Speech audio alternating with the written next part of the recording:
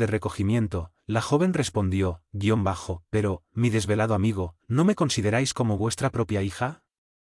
El anciano de Minturns, por la serena claridad de sus grandes ojos, dejó translucir que había entendido la alusión y bondadosamente dijo, comprendo, hija, el alcance de tus palabras, mas, ¿estás sinceramente decidida también a este noble sacrificio?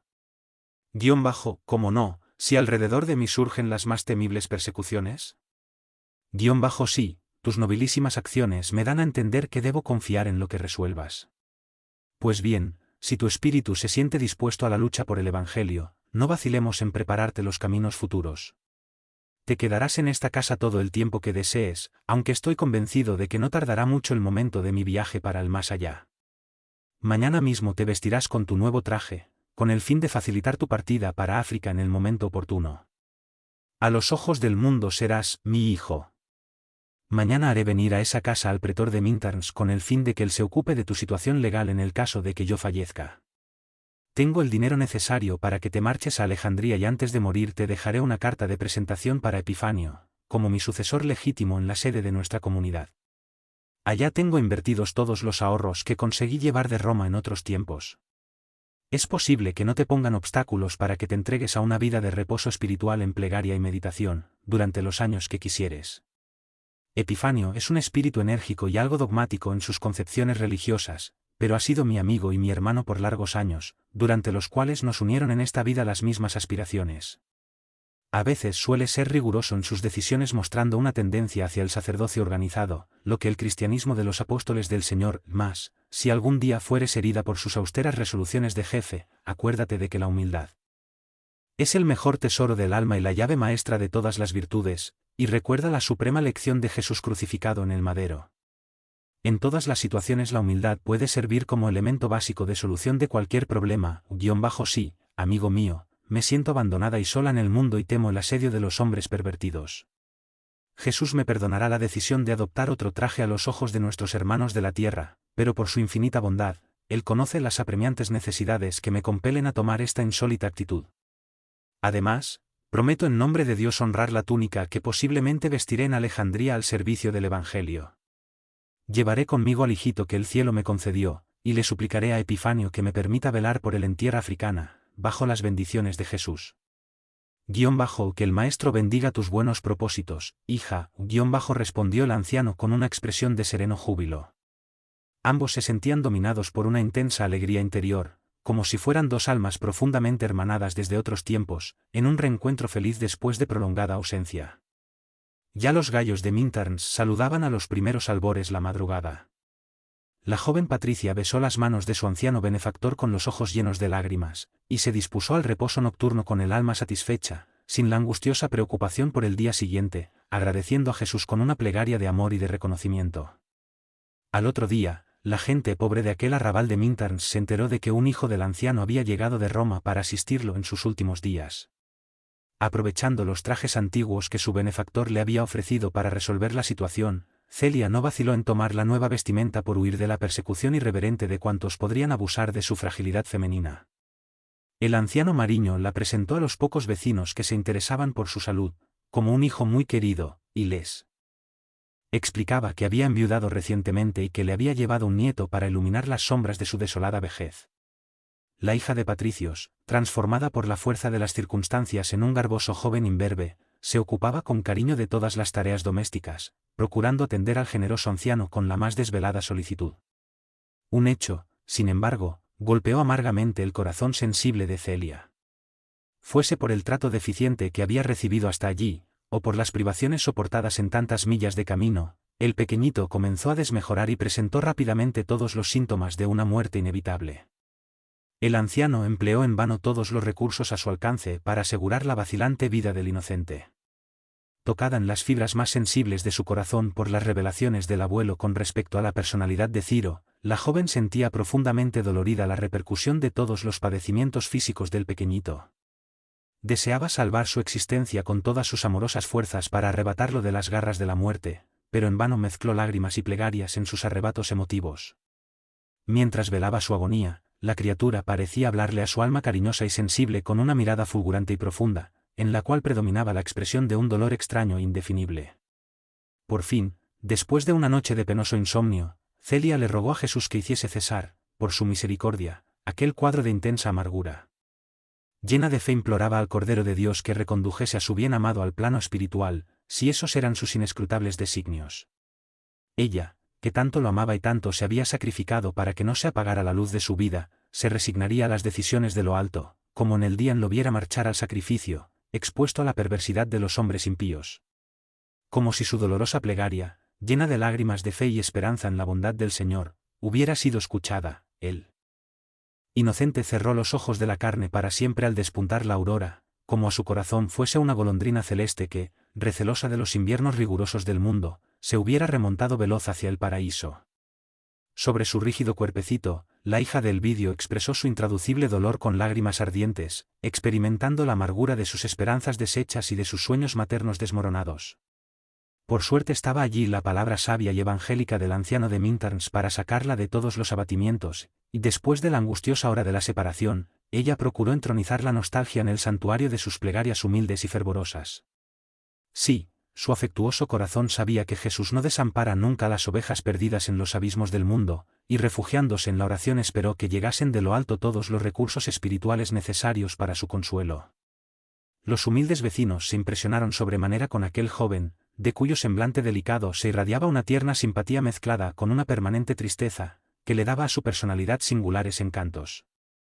Una noche serena, cuando el alma agradable de la naturaleza se había quietado plenamente, Celia se retiró a descansar después de la habitual tertulia con el generoso anciano y sintió que una fuerza extraña adormecía su cerebro exhausto y dolorido.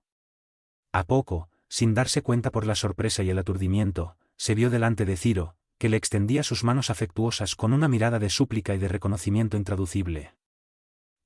Celia comenzó a decir con suavidad, mientras ella lo escuchaba atentamente con dulce emoción no rechaces el cáliz de las pruebas redentoras, cuando las más puras verdades nos alegran el corazón. Después de algún tiempo en tu compañía, gimo otra vez aquí, donde debo tomar nuevas fuerzas para recomenzar la lucha. No te entristezcas por las circunstancias penosas de nuestra separación en las sendas oscuras del destino. Eres mi áncora de redención a través de todos los caminos. Jesús, por la infinita extensión de su misericordia, permitió que tu alma, cual estrella de mi espíritu, descendiese de los planos sublimes y radiantes para iluminar mis pasos en el mundo. Luz de abnegación y de martirio moral que salva y regenera para siempre. Si las manos sabias y justas de Dios me hicieron regresar al mundo invisible, regocijémonos en el Señor, pues todos los sufrimientos son premisas de una aventura excelsa e inmortal. No te entregues al desaliento, porque en otros tiempos, Celia, mi espíritu se tiñó de luto casi perenne en la fastuosa situación de tirano. Mientras brillabas en lo alto como un astro de amor para mi corazón cruel, yo decretaba la miseria y la muerte. Abusando de la autoridad y del poder, de la cultura y de las confianzas ajenas, no trepidé en destruir agradables esperanzas, respaldando el crimen, la ruina y la desolación en hogares indefensos. Fui casi un réprobo, si no hubiera contado con tu espíritu de renuncia y dedicación ilimitadas. Al tiempo que yo descendía peldaño a peldaño la escala abominable del crimen en el pasado lejano y amargo, tu corazón amoroso y leal le rogaba al Señor del universo la posibilidad del sacrificio. Y, sin medir la tiniebla agresiva y pavorosa que me rodeaba, descendiente a la cárcel de mis impenitencias, esparciste en torno de mi miseria el aroma sublime de la renuncia santificante, y yo acepté transitar los caminos de la regeneración y de la piedad. Me tomaste de las manos como lo hubieras hecho con una criatura desventurada, y me enseñaste a elevarlas hacia lo alto para implorar la protección y la misericordia divinas. Hace ya algunos siglos que tu espíritu me acompaña con dedicación santificada y suprema. Es que las almas gemelas prefieren llegar juntas a las regiones sublimes de paz y de sabiduría. Por tu amor desvelado y compasivo, no vacilaste en extenderme tus manos dedicadas y generosas como una estrella que renuncia a las bellezas del cielo para salvar a un gusano enlodado en un pantano, en noche de permanente oscuridad. Y anhelé, Celia, las bellezas del amor y de la luz, y no contenta todavía por haberme despertado, me vienes ayudando a pagar todas mis onerosas deudas. Tu espíritu afectuoso e impoluto no vaciló en sostenerme a través de los caminos pedregosos y tristes que yo había trazado con mi terrible y desvariada ambición. Has sido el punto de referencia de mi alma en todos sus esfuerzos de paz y de regeneración en la reconquista de las glorias espirituales. Bajo tu regeneración en la reconquista de las glorias espirituales. bajo tu influjo pude dar testimonio de mi fe en el circo del martirio, sellando así por primera vez mi convicción en pro de la fraternidad y del amor universal. Por tu destierro de mí el egoísmo y el orgullo y sostengo todas las batallas íntimas con la certeza de la victoria. De vuelta en el mundo fui nuevamente arrebatado de tus brazos a causa de las ríspidas pruebas que todavía he de pasar por largo tiempo. Jesús, sin embargo, que nos bendice desde su trono de luz y misericordia, de perdón y de bondad infinita, permitirá que yo esté contigo en tus testimonios de fe y de humildad, destinados a la elevación espiritual de todos los seres bien amados que gratan en la órbita de nuestros destinos. Y si Dios bendice mis esperanzas y mis plegarias sinceras, volveré nuevamente junto a tu corazón en las ásperas luchas. Espera y confía siempre. Por su magnanimidad indefinible, el Señor permite que podamos volver de los caminos vivificadores del túmulo para consolar los corazones ligados a los nuestros y todavía retenidos en el tormento de la carne. Solamente allá, en las moradas del Señor, donde la ventura y la concordia se confunden, podremos gozar del amor grande y santo, marchando tomados de la mano hacia los triunfos supremos, sin las inquietudes y las rudas pruebas del mundo. Por mucho tiempo la cariñosa voz de Ciro le habló a su corazón y le brindó a su sensible espíritu el más santo consuelo y las más dulces esperanzas. En el momento culminante de su deslumbramiento espiritual, la joven cristiana sintió la más conmovedora alegría y deseó que aquel minuto glorioso se prolongase hasta el infinito. Cuando las palabras de su bien amado parecían finalizar envueltas en vibraciones silenciosas y profundas, Celia le rogó que la acompañase en todas sus luchas terrestres y le imploró su asistencia y protección para todas las circunstancias de la vida, le confió sus pesares más secretos y su angustiosa expectativa con respecto a su nueva situación. Ciro parecía sonreírle bondadosamente, y le prometió constante cariño durante todas las contrariedades y reafirmó su confianza en el amparo del Señor que no habría de abandonarlos. Al día siguiente estaba reanimada y en su semblante se notaba la serenidad de su espíritu. El anciano percibió aquel cambio con alegría, y como si estuviese en constantes preparativos para su viaje hacia el túmulo, no perdió la oportunidad de informarle a la joven sobre los problemas que la esperaban en la solitaria vida de Alejandría. Con extrema solicitud le explicó todos los pormenores de la nueva vida que iba a emprender, le dio el nombre de antiguos compañeros de fe y le contó todas las costumbres de la comunidad.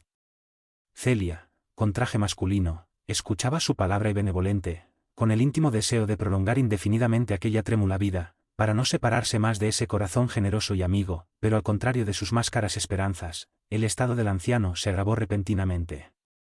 Todos sus esfuerzos por restituir la vitalidad de su físico fueron en vano, y, asistido por la joven que hacía todo lo posible por verlo restablecido, el anciano Mariño recibió la visita del pretor de la ciudad, quien cediendo a insistentes pedidos iba a recibir las últimas recomendaciones.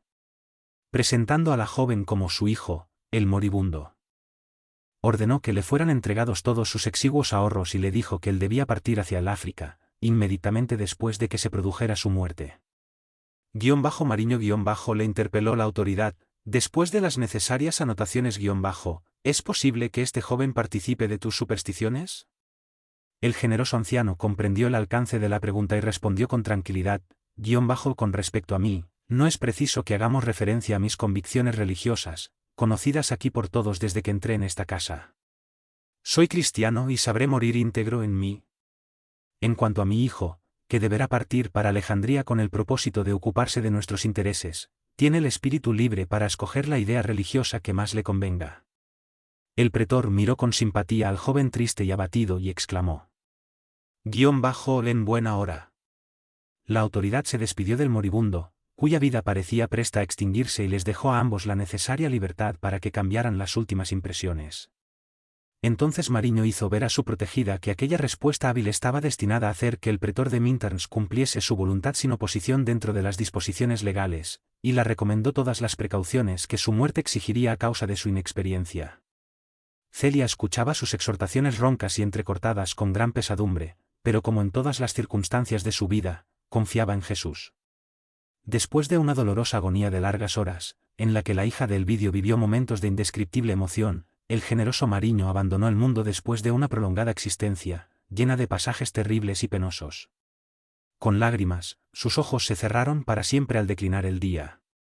Delante de algunos pocos asistentes, Celia cerró sus párpados piadosamente y con gesto cariñoso.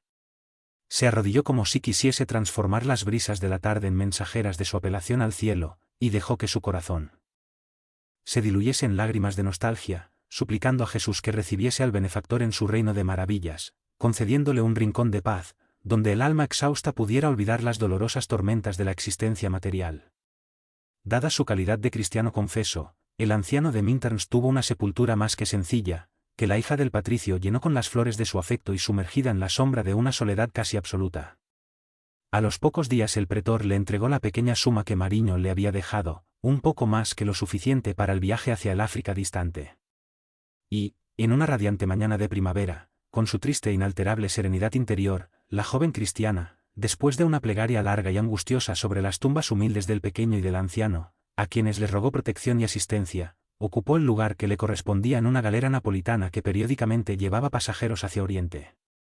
Su melancólica figura vestida con ropas masculinas atraía la atención de cuantos le hacían ocasional compañía en el extenso crucero por el Mediterráneo, pero profundamente desencantada del mundo, la joven se mantenía en un silencio casi absoluto.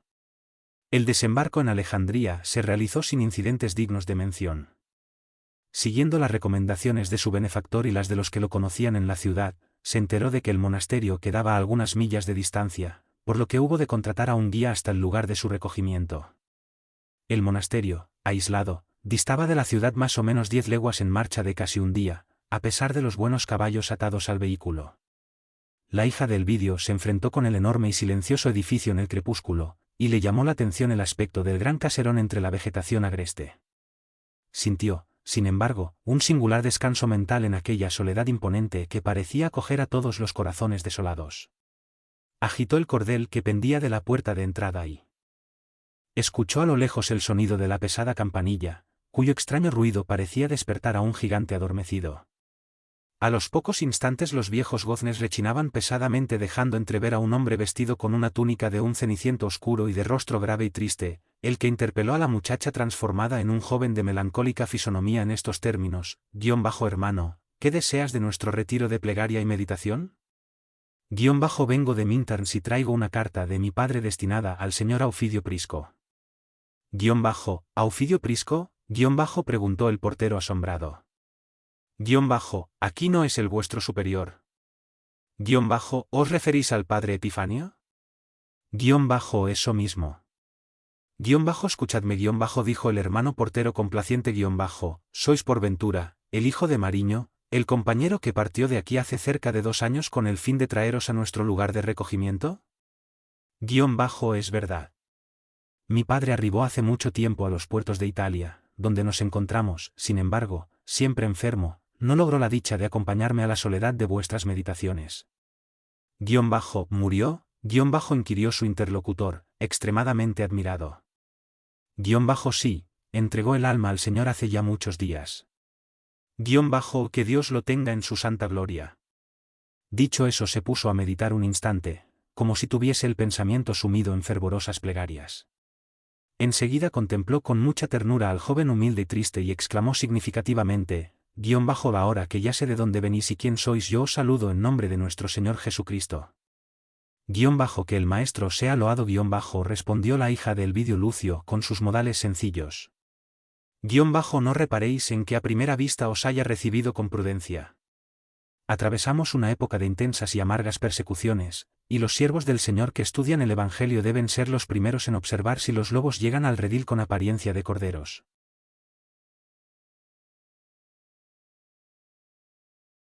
Comprendo, no deseo molestaros con indagaciones inoportunas, pero, ¿pretendéis adoptar la vida monástica? Sí, respondió la joven tímidamente y procediendo así, no solo obedezco a una vocación innata, sino que también satisfago una de las mayores aspiraciones de mi padre. ¿Estáis informado de las exigencias de esta casa? Sí, mi padre me las reveló antes de morir. El hermano portero miró hacia todos lados y comprobando que se encontraban a solas exclamó en voz baja: si traéis a esta casa una vocación pura y sincera, creo que no tendréis dificultad en observar nuestras disciplinas más rígidas. Sin embargo, debo aclararos que el padre Epifanio, como director de esta institución, es el espíritu más áspero y arbitrario que he conocido en mi vida. Este retiro de oración es el fruto de una experiencia que él comenzó con vuestro digno padre hace más de 20 años. Al principio todo iba bien, pero en los últimos años el anciano Aufidio Prisco viene abusando extremadamente de su autoridad, máxime después de la partida del hermano Mariño hacia Italia. Desde ese momento el padre Epifanio se tornó despótico y casi cruel. Poco a poco va transformando este paraje del Señor en un cuartel de disciplina militar, donde él recibió la educación de los primeros años. La nieta de Cnello Lucio lo escuchaba con profunda admiración. Por lo que demostraba el portero, su espíritu observador comprendió, de pronto, que el retiro de los hermanos en oración estaba igualmente lleno de las más penosas intrigas.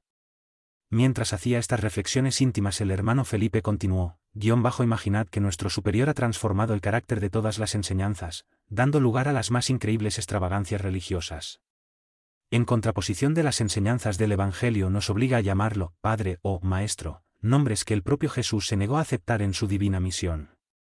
Además de imaginar toda suerte de trabajo para los 42 hombres desencantados el mundo que viven aquí, está aplicando las lecciones de Jesús a su manera. Aunque nada podemos revelar afuera, por el bien del carácter cristiano de nuestra comunidad, es lastimoso observar del que todo el recinto está lleno de símbolos que nos recuerdan las festividades materiales de los dioses crueles. Y nada podemos decir en tono de crítica o de censura porque el padre Epifanio manda sobre nosotros como un rey. La joven todavía no había podido manifestar su opinión por la fluidez con que el portero discurría, cuando llegó hasta ellos el sonido de unos pasos fuertes que se aproximaban. Felipe se calló como si ya estuviese habituado a escenas como aquellas, y modificando su expresión, exclamó con voz sofocada, ves él. Celia, metida en su traje extraño y pobre, no consiguió disimular su espanto. En el umbral de una amplia puerta surgió la figura de un anciano septuagenario, cuyos rasgos fisonómicos presentaban la más profunda expresión de convencionalismo y orgullosa severidad. Vestía como un sacerdote romano en los grandes días de los templos politeístas y, apoyado en su significativo bastón, paseaba por todas partes su fulgurante mirada, como si buscara motivos de irritación y desagrado. Felipe, exclamó él en tono intempestivo. Maestro, dijo el hermano de la portería con la más fingida humildad, os presento al hijo de Mariño, cuyo corazón de padre no pudo acompañarlo hasta aquí, dado que lo sorprendió la muerte en Minterns. Escuchando esa inesperada aclaración, Epifanio se dirigió hacia el joven que le era completamente desconocido y pronunció casi secamente el saludo evangélico, como si fuera un león utilizando el lema de un cordero, paz en nombre del Señor. Celia respondió conforme le había enseñado su venerado amigo antes de morir, entregando al superior de la comunidad la carta paterna.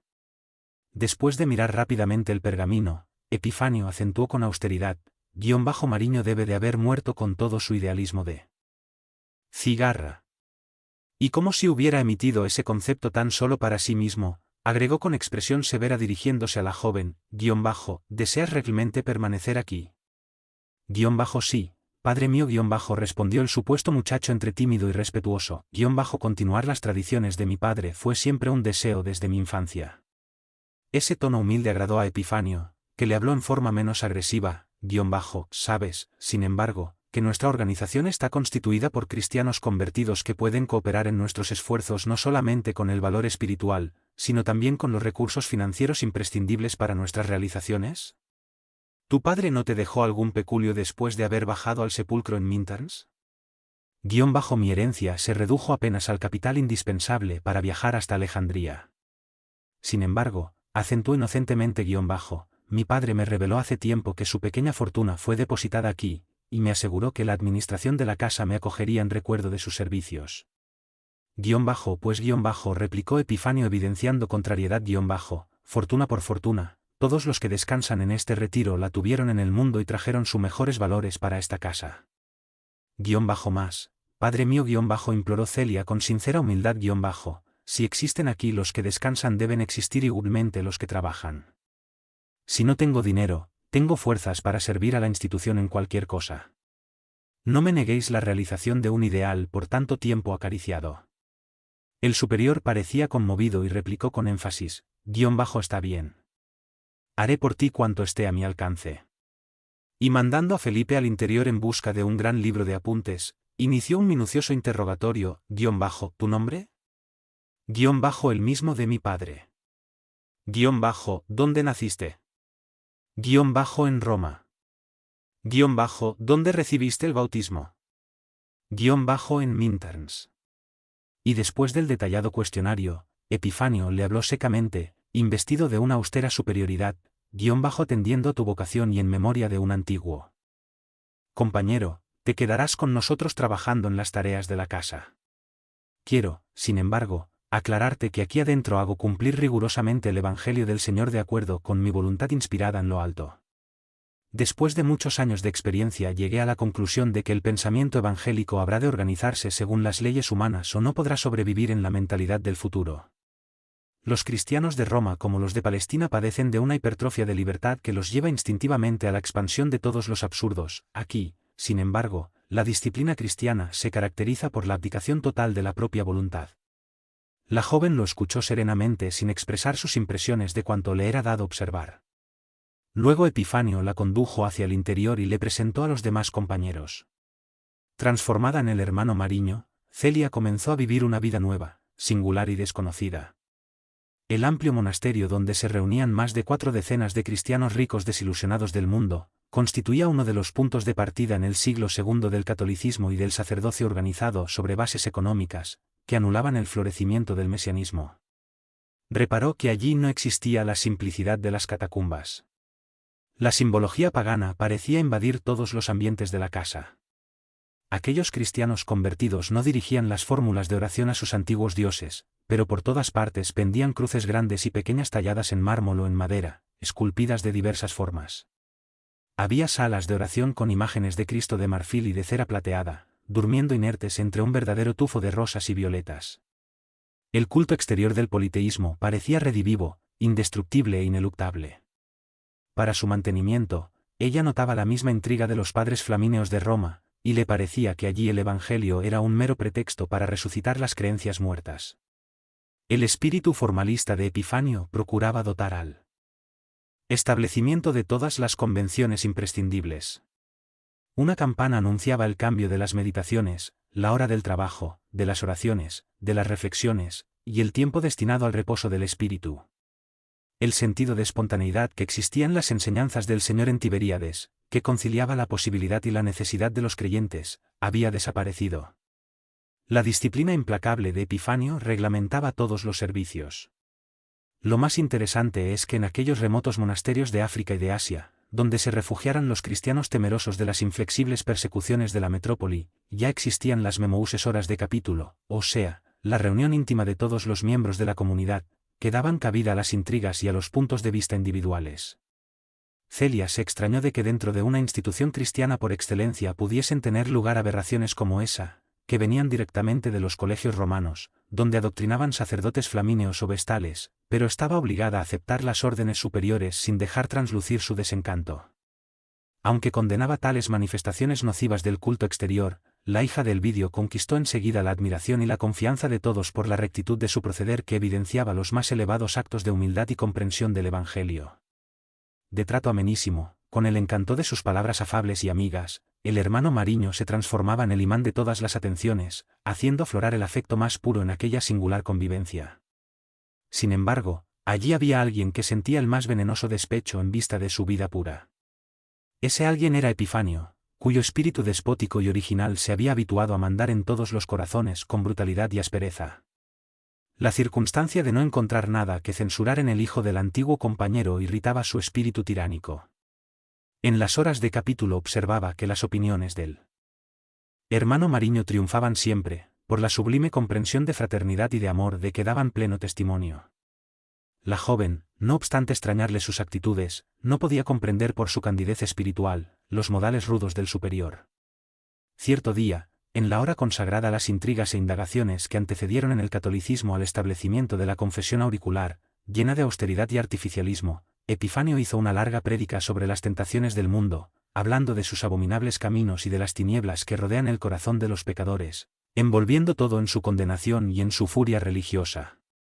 Una vez terminada su fanática disertación solicitó, al modo de las primeras asambleas cristianas, que todos los hermanos se pronunciasen sobre la prédica, pero mientras todos aprobaron sus conceptos irrestrictamente, Celia, en su inocente sinceridad, replicó, Maestro Epifanio, vuestra palabra es extremadamente respetable para cuantos trabajan en esta casa, mas pido licencia para alegar que Jesús no desea la muerte del pecador. Creo justo que nos refugiemos en este retiro hasta que pase la ola sanguinaria de persecuciones a los adeptos del Cordero. Sin embargo, amainada la tempestad, encuentro imprescindible que regresemos al mundo y nos sumerjamos en sus dolorosas luchas, porque sin esos campos de sufrimientos y trabajo, no podremos dar el testimonio de nuestra fe y de nuestra comprensión del amor de Jesús. El director espiritual le lanzó una mirada sombría, mientras toda la asamblea parecía satisfecha con la oportunidad de esa aclaración. En el próximo capítulo proseguiremos, entonces, con los mismos estudios. Dijo Epifanio en tono casi rudo, visiblemente contrariado con el argumento incontestable presentado en contra de su innovación despótica, que iba en detrimento de las enseñanzas evangélicas.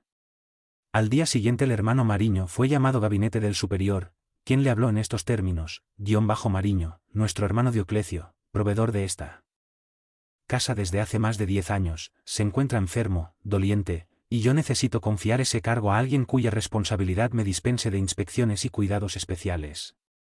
Por eso desde mañana en adelante tendrás la tarea de ir al mercado más próximo 2 veces por semana, de modo de que puedas ocuparte convenientemente de las escasas provisiones del monasterio. La joven recibió el encargo agradeciendo la confianza de que era objeto, y con semejante providencia, la palabra de Epifanio en los días de capítulo ya no sería perturbada por sus observaciones simples, pero hacían comprender mejor los conceptos evangélicos. El mercado distaba 3 leguas del convento, ya que estaba situado en una gran población en el camino de Alejandría.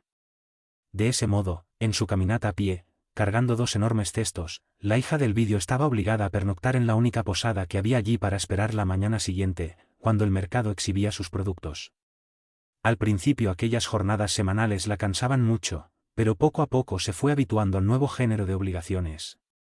Aprovechaba la soledad de los caminos para los mejores ejercicios espirituales, no solo releía los viejos pergaminos que contenían los principios evangélicos y los relatos de los apóstoles, sino que también ejercitaba las más saludables meditaciones, en las cuales dejaba que su corazón volara en amorosas plegarias al Señor.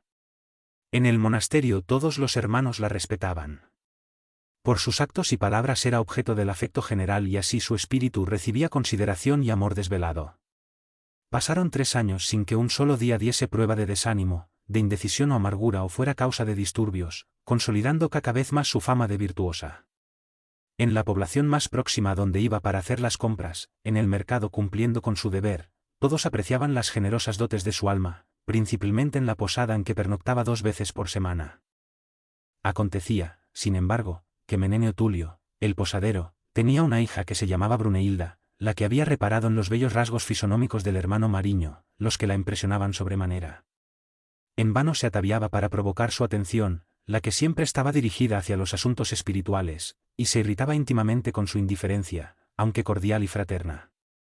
Largos meses habían transcurrido sin que Bruneilda pudiese desvelar el misterio de esa alma esquiva, a sus ojos, llena de belleza y de delicada masculinidad. Mientras tanto el hermano Mariño, por sus elevadas disposiciones espirituales, nunca llegó a percibir la bastardía de los pensamientos y de las intenciones de la joven, que tantas veces lo colmaba de cariñosas gentilezas.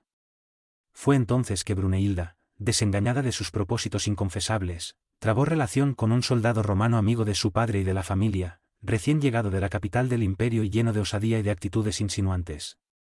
Rápidamente la hija del hostelero transitó por el camino de la perdición, al mismo tiempo que el seductor de su alma inquieta y versátil se marchaba a Roma a propósito, después de obtener el consentimiento de sus superiores. Abandonada en su durísima prueba, Bruneilda trató de disimular sus angustiosos pensamientos íntimos. Con el alma llena de inquietud, dada la severidad de los principios familiares, deseaba morir para eliminar todos los rastros de su falta y desaparecer para siempre. Sin embargo, le faltaba coraje para llevar a cabo tan odioso crimen. No obstante, llegó el día en que no pudo ocultar más la realidad a los ojos paternos. En la víspera de la llegada del fruto de sus amores se acostó en su lecho y se vio obligada a comunicarle a Menenio todo cuanto ocurría. Con dolor salvaje, el corazón paterno la obligó a confesarse plenamente para poder vengarse. Bruneilda, en el instante de revelar el nombre de quien la había deshonrado, sintió el pavor de la situación y dijo calumniosamente: Padre mío, perdonad la falta de deshonra vuestro nombre respetable y sin mancha, pero quien me llevó a transgredir tan penosamente los más sagrados principios familiares que nos enseñasteis fue el hermano Mariño con su capciosa delicadeza. Menenio Tulio sintió que su corazón se abría en una llaga viva. Nunca hubiera podido imaginar semejante cosa. El hermano Mariño merecía su más alto concepto y confiaba en su conducta como hubiera confiado en el mejor de los amigos. Pero ante la evidencia de los hechos exclamó con voz ríspida: pues bien, mi casa no se quedará con esa mancha indeleble. Tu proceder no deshonrará el nombre de mi familia, porque ninguno sabrá que accediste a los criminales propósitos del infame. Yo mismo llevaré a la criatura a Epifanio para que sus seguidores consideren la enormidad de este crimen. Si fuera necesario, no vacilaré en empuñar la espada en defensa del sagrado círculo familiar, más prefiero humillarlos devolviendo al seductor el fruto de su cobardía. Cuando el sol ya estaba alto, llamado a la portería por el hermano Felipe, para atender al insistente visitante, el superior de la comunidad escuchó los improperios de Menenio con el corazón helado de rencor. Enterado de todas las confesiones de Brunehilda con relación a Mariño, el maestro Epifanio ordenó llamarlo a su presencia con la brutalidad que lo caracterizaba. Hermano Mariño le dijo el superior a la hija de Elvidio que lo escuchaba amargada y sorprendida ¿es así entonces como demuestras gratitud a esta casa?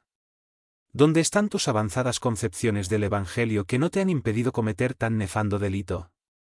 Recibiéndote en el monasterio y confiándote una misión de trabajo en este retiro del Señor, deposité en tu esfuerzo una sagrada confianza de padre. Sin embargo, no vacilaste en lanzar nuestro nombre al escándalo, mancillando una institución que nos es sumamente venerable. Observando a la miserable criatura que estaba junto al hostelero, quien no había respondido a su saludo, la joven preguntó, mientras Epifanio hacía una pausa, ¿pero de qué me acusan? ¿Todavía preguntas? Replicó Menenio Tulio con el rostro congestionado, mi desventurada hija me reveló tu torpe acción, ya que no vacilaste en llevar a mi honesto hogar la llama de tu concupiscencia. Te engañas si supones que mi casa recogerá el fruto criminal de tus disolutas pasiones, porque esta miserable criatura permanecerá en esta casa para que el infame padre resuelva sobre su destino. Después de dirigirle palabras llenas de improperios al supuesto conquistador de su hija, el posadero se marchó ante el asombro de Celia y de Epifanio y allí dejó a la mísera criatura en completo abandono. La joven comprendió repentinamente que el mundo espiritual le exigía una nueva prueba de su fe, y mientras caminaba casi serenamente para tomar en sus brazos al pequeño, el superior de la comunidad le advirtió colérico, hermano Mariño, esta casa de Dios no puede tolerar por más tiempo tu escandalosa presencia. Explícate. Confiesa tus faltas para que de acuerdo con mi autoridad pueda resolver oportuna y necesariamente. Celia, durante instantes, ocupó su pensamiento dolorido en la indispensable reflexión sobre el caso y valiéndose de la misma fe intangible y cristalina que le había guiado en todos los penosos sacrificios del destino, exclamó con humildad. Padre Epifanio, quien comete un acto de esta naturaleza es indigno del hábito que nos debe aproximar al Cordero de Dios. Estoy pronto a aceptar con resignación las penas que vuestra autoridad me imponga.